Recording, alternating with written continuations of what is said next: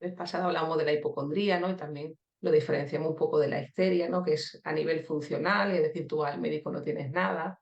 Aquí el psicosomático sí hay una lesión de órgano, pero claro, el origen tiene que ver también con el mecanismo que uno tiene para reaccionar frente bueno, a sensaciones corporales, como si no pudiera elaborar por vía psíquica algo que acontece a nivel somático, es como si tu órgano gritara, ¿no? Como si hablara.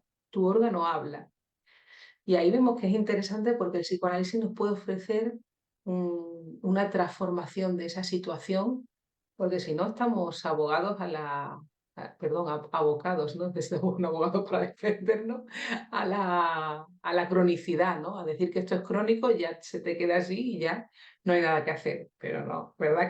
Decimos que no, que hay otra puerta abierta para poder transformar esa estructura. Y antes de que digas nada, hablábamos fuera de cámara y decías que era interesante cómo también lo podemos relacionar con la normalidad, ¿no? Porque también ese es un punto interesante, ¿no? Cómo son mecanismos psíquicos, entre comillas, normales, que a veces nos pueden pasar a todos en un momento dado de nuestro día, pero que en realidad esa perseverancia en esa estructura nos puede llegar a producir una lesión en el órgano, ¿no? Creo que hay varias estructuras, Sí. porque lo que es interesante para poder entender que no es fácil, porque como dice Menaza, no es fácil entender el psicoanálisis porque se trata de nuestra vida. Ujú. Entonces, como estamos implicados, pues a veces esa implicación nos nubla nuestra inteligencia, nuestra capacidad de entendimiento, porque cuando hablamos de aparato psíquico y de mecanismos psíquicos, como que hablamos de una máquina, de la cual nosotros la podemos estudiar, pero no podemos tener acceso. Podemos estudiar la máquina, pero nuestra voluntad no puede decidir, no podemos intervenir, ni siquiera podemos leer lo que nos pasa. Es decir, que estamos, ¿no? Por un lado está la teoría, que es muy interesante porque nos va de manera reiterada enseñando que eso, que son mecanismos psíquicos sobre los cuales no tenemos acceso, pero que sí que vemos las repercusiones en la conciencia. Entonces, cuando hay una lesión física, puede ser por diferentes motivos. Es eso lo que es interesante, es decir, pero esos diferentes motivos solamente podemos saber una vez que el paciente viene, que el paciente se analiza, que sigue el tratamiento, que aprende a asociar libremente, es decir, que hay todo un trabajo para que podamos ver de qué estructura se trata y a partir de ahí, digamos, una movilización de la estructura. Ajá. Bueno, no Ujú. hace falta saber cuál es la estructura para movilizar las fuerzas que están en juego, ¿no? Para Sí. el tratamiento analítico, porque cada estructura, cada estructura, digamos que es una manera de negar nuestro deseo. Ujú. Y entonces, Y claro, hay un goce ahí, ¿no? Es como un goce más primitivo ¿no? Es en el como que aún psicosomático, no ha accedido a elaborar a través del lenguaje las relaciones con los demás, ¿no? Que es como un paso más que la persona pero donde yo creo que no esa es estructura. así, yo creo que son regresiones. Ajá. Sí, que ¿No? está Porque si no, claro. como, o hay una parte de nosotros que no ha evolucionado, porque Ajá. nosotros somos, Regresa. ¿no? Que digamos que Mm. el aparato psíquico utiliza todas las estructuras, Ujú. tiene a su disposición todas las estructuras, y cuando Sí. uno se estanca en una, pues ahí produce muchos trastornos en su vida. Es Digamos decir, que es como que una manera de resolver como más infantil, más primitiva, como si regresa a esa etapa en la que aún no podía simbolizar, elaborar a través de las palabras lo que le pasa, ¿no? Como el niño que patalea y grita, ¿no? Y no puede elaborar ciertas cosas, ¿no? claro, y las características, claro, que las características son bastante infantiles en el sentido que no tolero que el otro me presente algo diferente, ¿no? Como ese niño que pide al padre y a la madre que le lea el cuento todas las noches y que sea exactamente igual el cuento. Es decir, que las diferencias es algo muy sensible y que no tolera. Y en el psicosomático Ajá, es lo mismo, es decir, que quiere que el otro que está enfrente suyo sea igual a él. claro. ¿no? Entonces hay Sí, esas manifestaciones, pero no podemos decir, porque eso es una cosa que nos pasa mucho a todos, ¿no? Que la dificultad de tolerar que el otro, pues, es otro mundo, es otra manera de pensar, es totalmente diferente a mí. mm, Entonces, y que todos tenemos tendencia a querer acercar al otro para que se parezca más a mí. Si yo soy como tú, que va, que no. claro, Que no, claro, no, no eres como yo, que eres diferente, que parece, o por la conversación podríamos pensar que hay cosas similares, pero no, que somos todos muy diferentes. no, Y en el psicosomático hay una gran dificultad a tolerar, ¿no? Que es como más, más tirano, vamos a decir, con el otro, más ujú, tirano en querer imponer al otro que sea. Pero sobre todo está el fenómeno de la lesión, ¿no? sí, Y como, claro. ¿no? Y esa relación que el sujeto, por eso que hay que escuchar, porque claro, no todas las lesiones tienen que ver con la Eso psicosomatía, es muy interesante. Sí, ¿no? además que ¿Cómo era? que leía un pasaje en el libro de las doctoras de medicina psicosomática de Alejandra Menasa y Pilar Rojas, y era muy interesante porque te hablaba también de esa estructura de la escucha del psicoanalista en las diferentes estructuras, y una misma frase, dependiendo de la estructura en la que está, pues claro, significa una cosa u otra, ¿no? Y hablaba de, por ejemplo, la histeria, un temor a la muerte de un familiar o a que al familiar le pase algo, estaba hablando de un deseo contradictorio, que había ahí una ambivalencia afectiva, y en cambio en la persona con la estructura psicosomática tiene que ver con una angustia flotante que digamos que se posa en cualquier representación, no tiene el mismo significado, ¿no? Y claro, leíamos desde la psicosomática, desde la manifestación de ese daño ya en el cuerpo, ¿no? Se podía leer que antes ha habido una neurosis de angustia, ¿no? Una angustia en la persona que al final ha terminado dañando el órgano, pero es por la estructura, ¿no? No queremos decir que alguna persona que tenga angustia va a llegar a lesionarse en el cuerpo, sino que tiene que ver con esa economía libidinal, ¿no? Es decir, con esa transformación que opera el psicoanálisis en ayudar a transformar esa estructura que hablas a través de esa lesión del órgano, ¿no? Que hay, como decimos, hay diferentes Claro, estructuras. porque desde el psicoanálisis lo que también vemos es que decir, todo el mundo quiere libertad, ¿no? Queremos libertad, incluso hay partidos políticos que venden, ¿no? Sus programas diciendo libertad, libertad, pero en psicoanálisis sabemos que la libertad es la libertad de la libido, es decir, que no esté estancada, que pueda movilizarse Sí. y pueda cambiar y que Ujú, uno, porque claro, cada vez que uno se estanca un poquitín, produce dolor y ujú, puede llegar a producir lesión. Entonces también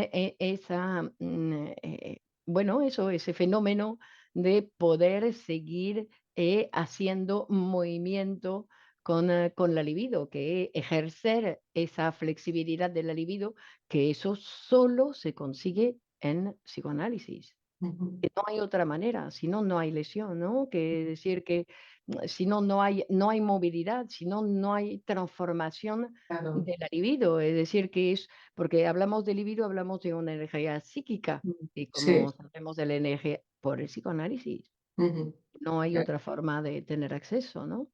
Claro, tú puedes paliar esos síntomas físicos, claro, tienes que tratártelos, pero si mantienes esa misma estructura, no hay una transformación en ti, vas a seguir produciendo cada vez esa salida a ese conflicto en la persona, esa dificultad de simbolizar pues ciertas sensaciones o ciertas posiciones en ti que te están impidiendo desviarla de una manera adecuada. O sea, al final terminas haciéndote daño, ¿no? Porque está claro que tiene que haber un tratamiento médico también físico, pero si no transformas la base, vas a seguir enfermando cada vez más, ¿no? Entonces, reseñamos la importancia del psicoanálisis para la persona, que te ayuda a vivir mejor, a transformar cosas que son normales, ¿no? Y que muchas veces, pues claro, necesitamos ese espacio científico que nos ayuda a transformar esas posiciones en nosotros y nos ayuda a hablar.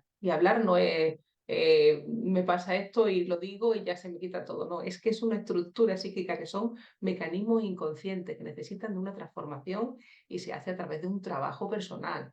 No es yo hablo, esto ya lo he soltado, ya con eso se acabó. No es soltar, es transformar el posicionamiento que tenemos ante el lenguaje, ante nuestros deseos, ante nuestra manera de reaccionar ante las cosas. Y eso es un trabajo. Y eso hay que incidir, no hay que negar el concepto de trabajo. Es un trabajo que uno tiene que hacer con su psicoanalista, ¿no? En sus sesiones. Además, yo recuerdo una cosa muy interesante que dijo Menasa una vez, que se me quedó muy grabado, ¿no? Que era, por ejemplo, la persona que padecía de úlcera, que decía que, claro, en la transferencia con el psicoanalista, pues decía que en lugar de producir la úlcera en el estómago, ahora la producía en la sesión. Entonces llegaba 15 minutos tarde o había como un agujero ahí en esa situación transferencial, ¿no? En esa relación con el psicoanalista donde eso faltaba unos minutos, le pasaba algo. Es decir, que va a trasladar en ese escenario lo que le pasa en su relación con los otros también, con su vida, y es como que ahí se va a transferir toda esa posición que tiene psíquica frente al mundo, frente a sí mismo, ¿no? Y en lugar de hacerlo ahora en el cuerpo, lo trasladaba a esa situación psicoanalítica. Es como si fuera un laboratorio, ¿no? Y es muy interesante. Bueno, Clemón, si quieres decirnos tu teléfono, por si seguro que hay mucha gente que está encantadísima de que le puedas atender. Así que si quieres decirnos tu teléfono y Sí, queda es el para... Ujú. 626-890234. 626-890234. En español y en francés. Muy bien, ahí estamos abiertos a todas las posibilidades, así que Bueno, dime a esas mejor. dos, a esas dos. Bueno, pero hay más, tenemos también compañeras que hablan otros idiomas también, inglés, etcétera, y Efectivamente. en Grupo Cero hay gente muy, muy preparada y muy profesional. Así Muy bien. que muy bien, estupendo. Muchas gracias, Cle, por estar, por A ti. compartir y seguimos Y adelante. seguimos. Muy bien. y poderme enamorar. Bueno, estamos en la sección Horizonte, ya sabéis que aquí traemos lecturas y bueno, cosas también importantes que nos parecen para compartir, porque estar en el mundo también es estar en la cultura, se accede al mundo a través de la cultura. También recordaros que tenemos una revista de poesía desde la Escuela Grupo Cero que se llama Poesía más Poesía, que podéis suscribiros, que es gratuita, en www.poesiamaspoesia.com, donde hay autores y autoras importantes, universales de todos los tiempos, donde es un trabajo que estamos realizando bueno, que nos nutre, ¿no? Nos ayuda tanto a vivir mejor como para extraer ciertas enseñanzas y bueno, y establecer ese horizonte también para continuar caminando en nuestra vida. Y hoy os voy a traer a un autor que es Rafael Alberti, de su libro Cal y Canto, sobre los ángeles, sermones y moradas. Vamos a ver el texto que he seleccionado para hoy. Os voy a hablar de 3 recuerdos del cielo, que es un homenaje a Gustavo Adolfo Bécquer. Prólogo. No habían cumplido años ni la rosa ni el arcángel, todo anterior al balido y al llanto, cuando la luz ignoraba todavía si el mar nacería niño o niña, cuando el viento soñaba melenas que peinar y claveles, el fuego que encender y mejillas y el agua, unos labios parados donde beber, todo anterior al cuerpo, al nombre y al tiempo. Entonces yo recuerdo que una vez en el cielo, primer recuerdo, una azucena tronchada, Gustavo Adolfo Bécquer, paseaba con un dejo de azucena que piensa, casi de pájaro que sabe ha de nacer, mirándose sin verse a una luna que le hacía espejo el sueño y a un silencio de nieve que le elevaba los pies, a un silencio asomada, era anterior al arpa, a la lluvia y a las palabras. No sabía, blanca luna del aire, temblaba con las estrellas, con la flor y los árboles, su tallo, su verde talle.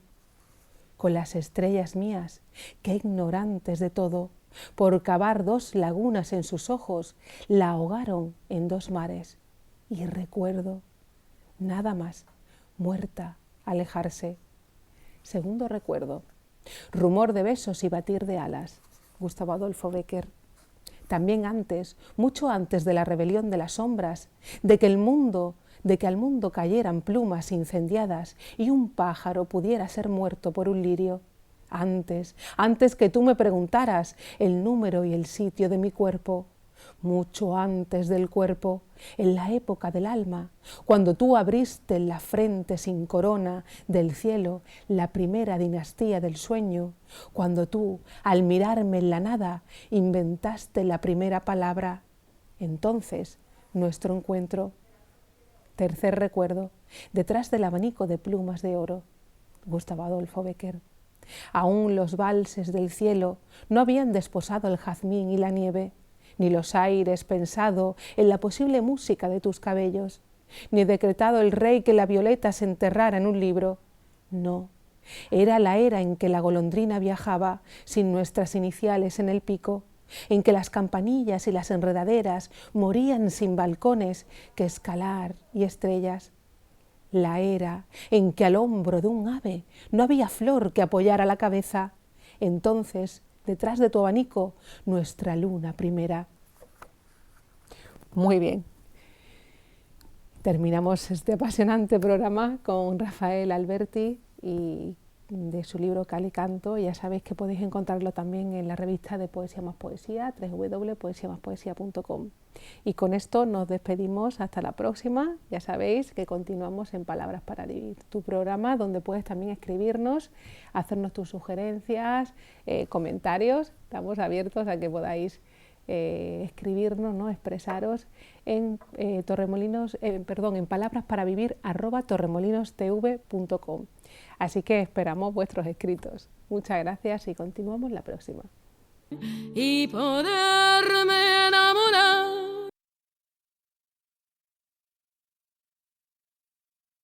Nací a los 33 años, el día de la muerte de Cristo.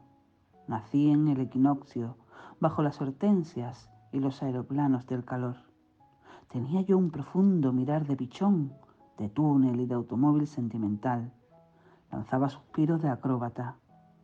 Mi padre era ciego y sus manos eran más admirables que la noche. Amo la noche, sombrero de todos los días. La noche del día al día siguiente. Mi madre hablaba como la aurora y como los dirigibles que van a caer. Tenía cabellos color de bandera y ojos llenos de navíos lejanos. Una tarde cogí mi paracaídas y dije, entre una estrella y dos golondrinas, he aquí la muerte que se acerca como la tierra al globo que cae. Mi madre bordaba lágrimas desiertas en los primeros arcoíris, y ahora mi paracaídas cae de sueño en sueño por los espacios de la muerte. El primer día encontré un pájaro desconocido que me dijo, si yo fuera dromedario, no tendría sed. ¿Qué hora es? Bebió las gotas de rocío de mis cabellos, me lanzó 3 miradas y media y se alejó diciendo, adiós, con su pañuelo soberbio. Hacia las 2, aquel día, encontré un precioso aeroplano lleno de escamas y caracoles. Buscaba un rincón del cielo donde guarecerse de la lluvia. Allá lejos, todos los barcos anclados en la tinta de la aurora. De pronto comenzaron a desprenderse uno a uno, arrastrando como pabellón jirones de aurora incontestable.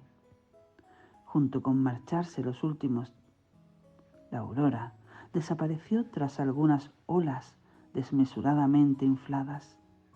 Entonces oí hablar al Creador, sin nombre, que es un simple hueco en el vacío, hermoso como un ombligo. Hice un gran ruido, y este ruido formó el océano y las olas del océano. Este ruido irá siempre pegado a las olas del mar, y las olas del mar irán siempre pegadas a él, como los sellos en las tarjetas postales. Después tejí un largo bramante de rayos luminosos para coser los días uno a uno, los días que tienen un oriente legítimo o reconstruido, pero indiscutible.